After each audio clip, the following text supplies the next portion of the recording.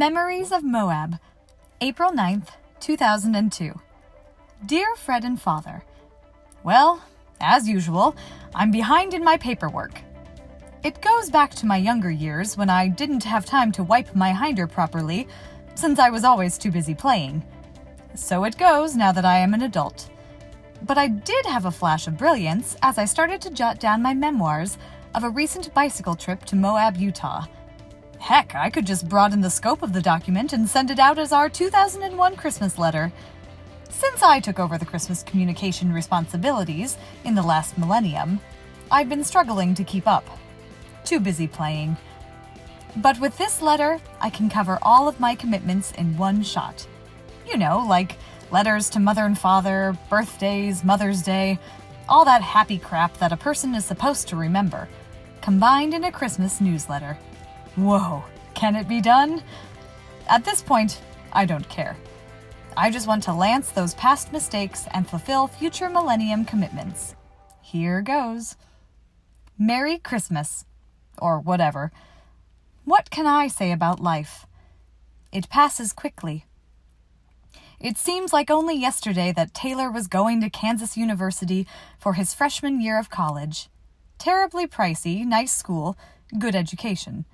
But thank the money gods, he's back home going to the University of Nebraska at Omaha and living in the basement with the dogs. It's okay, though. The dogs seem to have accepted him as one of the pack. As for Court, she continues with her all engines on mode. She just wants to do everything and always seems to do it with a smile on her face. And there's no stopping her now that she's driving with her learner's permit.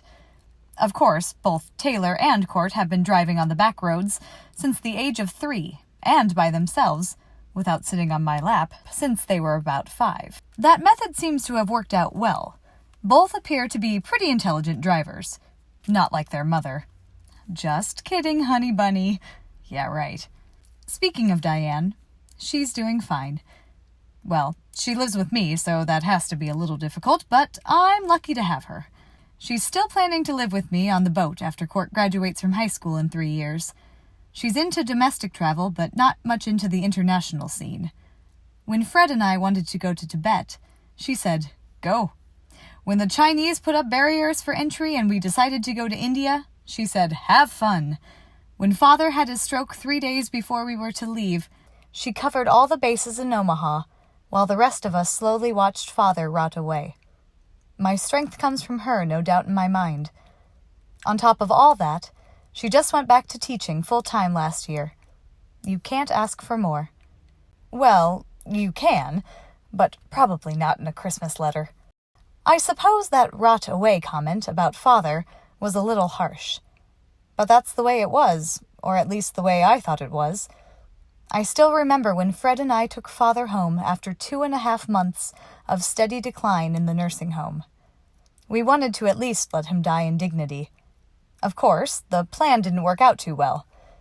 We took Father home and threw away the drugs. He got better. Instead of being a comatose victim unable to feed himself, he started reaching for the bacon and eggs. Instead of being wheeled around by Fred in the nursing home hallways day in and day out, and paying those bastards $8,000 a month to drug him into a vegetable, Father got better. Not to say that recovering from a massive cerebral hemorrhage is an easy task, but Father is a tough man. I hope I face my genetic future with as much strength. Only when I plop, let me lie until death do us part. Speaking of death, well, I guess it's okay to discuss it. After all, this letter is technically about Christmas, and as far as I'm concerned, this completes my Christmental obligations into perpetuity. Documenting the Moab experience is my main goal. Once again, I feel that I have cheated death. Deserted and left to die in the sun, I must present my side of the story. It will be tough to do, but I'll give it a shot. Moab, Utah. It's somewhere west of Omaha, about an hour and a half out of Grand Junction, Colorado. I personally had never heard of it until 5 years ago when Pat, a friend from work, talked me into my first real mountain biking experience. As we all know, I've been riding a bike on treks to hell and back for a long time. For more than 30 years now, my bike has been a constant companion. Or should I say bikes, as I feel they are somewhat disposable in nature. Riding back and forth from home to my job in downtown Omaha has had its exciting moments. 3 recorded hits, and I quit counting how many tumbles. But none of my experiences, even the ride back from Phoenix, Arizona, fully prepared me for my feeble attempts at conquering biker's paradise. As I think back on my 3 trips to Moab, the memories are beginning to blur. I realize now that the moments have been lost, and only flashes of significant events remain intact. Trying to document these events, the first impulse is to try to do it chronologically, but I fear the sequence of events may shift as the river of thoughts wash over me in a flood that I didn't even realize had occurred. Moab was and still is a sleepy little town. It's about halfway between Grand Junction, Colorado, and Salt Lake City, Utah. The story goes that motorcycle dirt bikers and four-wheelers first discovered that the area was an excellent outback territory for the adventurous. Once the mountain bikers heard about this, the community welcomed them too, and to this day, all forms of travel are tolerated. The rules are quite simple. Stay on the trails, power gives way to lesser power, think about someone other than yourself. That third rule is probably the hardest for many of the visitors to keep. It is extremely difficult to focus on anything other than yourself and your relationship with the universe when you are in the middle of nowhere, surrounded by beautiful scenery. You simply become one with nothing. I've been a practitioner of doing nothing for many years now. Diane may think that I've mastered the subject, but believe me, I plan on many more years of diligent study. But nothing is perhaps Moab's most beautiful feature. Nothing. Pure nothing. Nothing but hot, sandy desert that has incredible vertical. You can literally climb from the Green River up 10,000-foot mountains in fewer than 30 miles. Mountains. Vertical. That's the toughest part about coming from the Midwest. We have no hills. The other tough part of the trip is going with my buddy, Pat. When he sees weakness, he likes to laugh while he exploits it. Don't get me wrong, Pat is a great guy, and there are 3 things that I can say about him. He is fatter than me, he is faster than me, and he is one fine fellow to be with in the middle of nowhere. Pat is the opposite of an Eagle Scout. Although he's always prepared, he focuses on his leisurely comforts. After a hard day of riding, he preferred to go back to his motel room and soak in the hot tub. I camped. He always had plenty of water and food. I was always out. He always shared, but he'd make me beg. The nicest thing he said to me during the entire trip was that the only reason he invited me back was to make sure someone out there would be slower and fatter than he was. This year's trip to Moab began a little differently than previous ones. After everything but a full body cavity search and a canceled flight from the Omaha airport, I arrived at Grand Junction 6 hours later than scheduled. Pat was at the airport waiting. Thanks to a cell phone call explaining the delay, he was able to ride his bike through the local area, so his day wasn't totally wasted. I rented a high-priced bike in Fruita, Colorado, and we headed for the campsite 120 miles away. Lucky thing Pat had already scheduled a meeting at a prearranged campsite with a bunch of animal buddies from previous trips. There's nothing like camping in the desert, and when you share the experience with people who have similar interests, it is no less than a good time.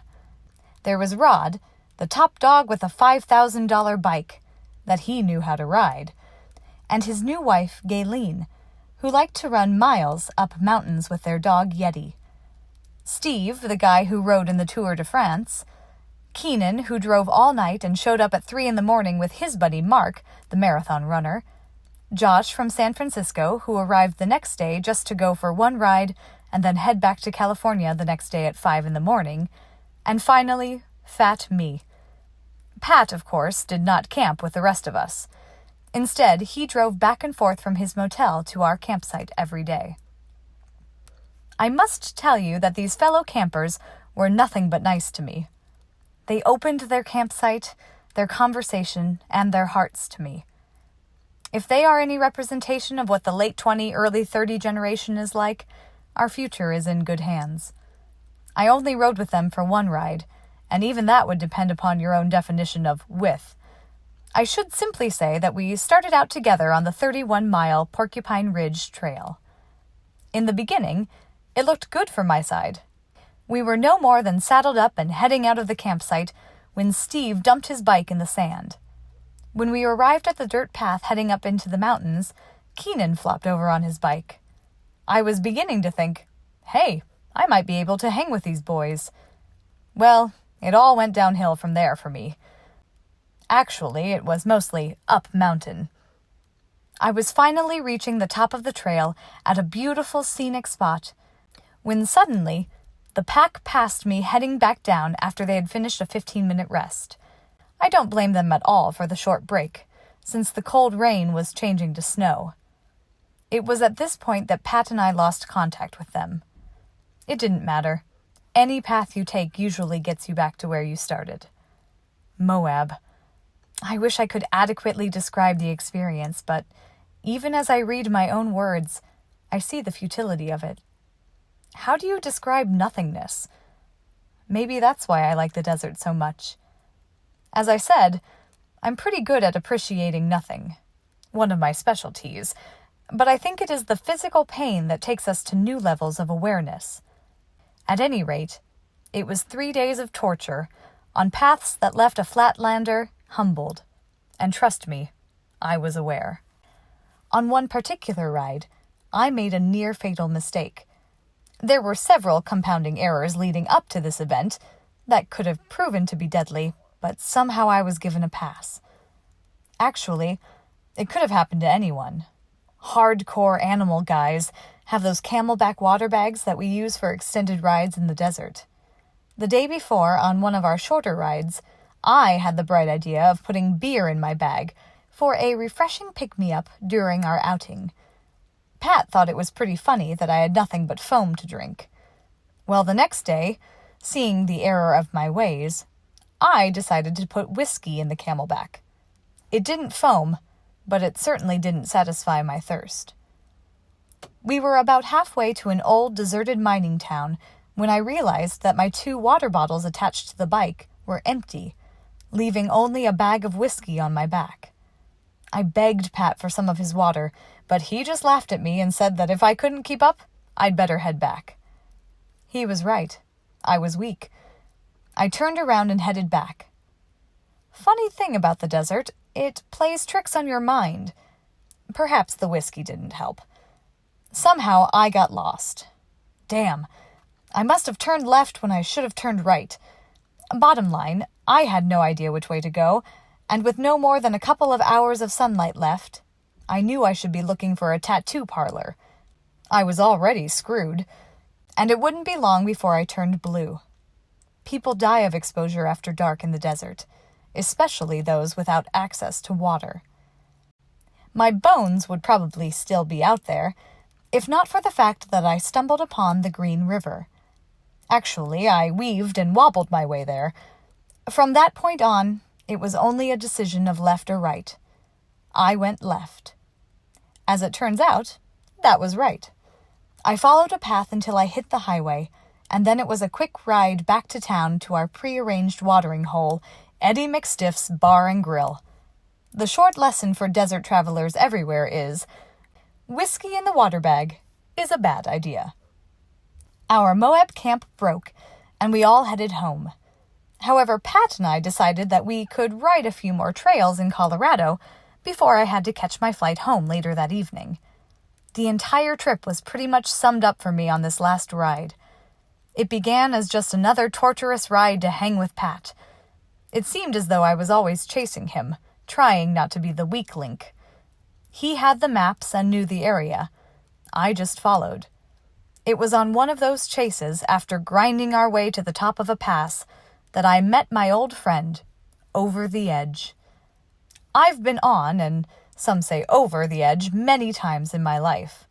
but never so suddenly as on this ride.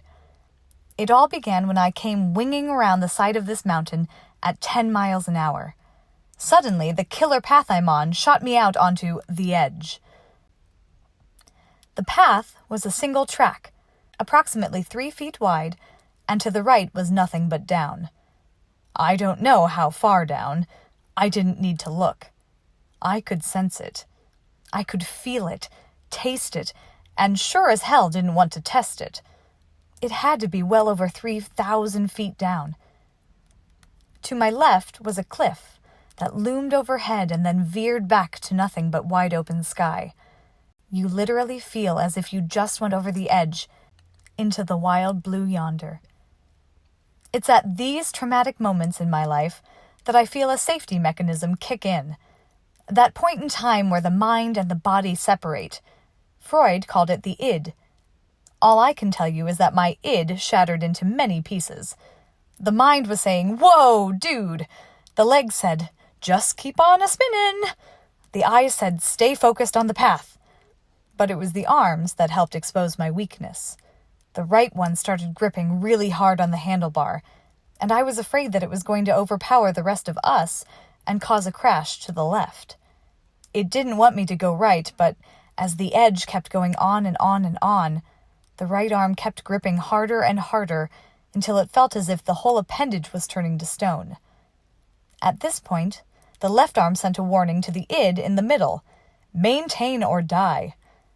That's when the id, the me inside, had to scoop up all the pieces and tell all the parts to relax and just keep doing what they were supposed to be doing.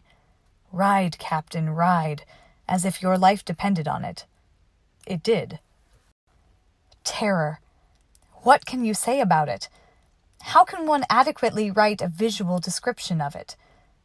Closest thing I can relate to is those old westerns on TV, where the bad guys would start the barn on fire. Then the director would give you a close-up shot of a horse with its eyes bugging out and its nostrils flaring and snorting at the top of its lungs. Well, that was me. I was that horse. It was one of those moments where one gasps. And as far as the nostrils flaring, I'm not sure why they do that, but they do. I've always known that dogs can smell depth. All I can tell you is that to the right of me was nothing but down. I could smell it. Let's just call it a mile straight down for easy math. Yeah, baby. There it was, right in front of me.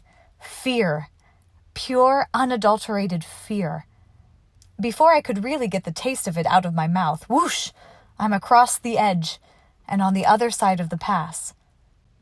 And waiting to see if I was going to show up was Pat, with that Alice in Wonderland Cheshire cat grin on his face, saying, "Pretty spooky, huh?" Before I could answer, or, at the very least, stop and clean out my riding shorts, he was off again, banging down the mountainside of Hell's Kitchen, as it is called. By the time we reached the airport, I was one spent puppy. Pat and I said adios. I hopped on the plane and went home to reality. There is no place like home. There is no greater power than family and friends. But there are some mighty big hills out there. And just when you think the story is over, wham! You hit a path you weren't even aware of, and you're over the edge again. Sometimes the only choice is to go forward. Now, I've known the terror of the edge, and not since Africa have I felt that fear of death. But that's another story.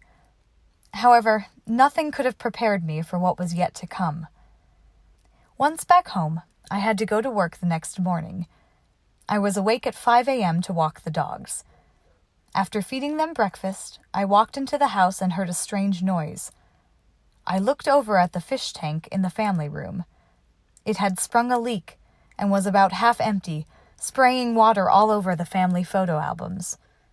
I shook with terror, knowing that I was really way over the edge now. I tiptoed into the bedroom, speaking in a quiet, quivering voice with my nostrils flaring in fear. "Oh, honey bunny, we seem to have a little problem. Life, love, and the pursuit of happiness are on many paths.